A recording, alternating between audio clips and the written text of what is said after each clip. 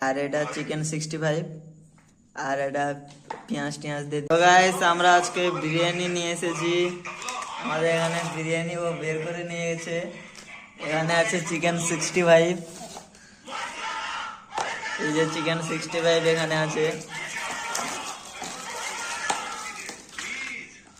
এটা চিকেন 65 আর বিরিয়ানি নিয়ে এসেছি। আর চাট দেখো কি সব চাট পাট দিয়েছে এত।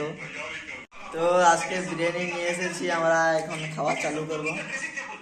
দেখো বিরিয়ানিটা সাজিয়ে নিয়েছি।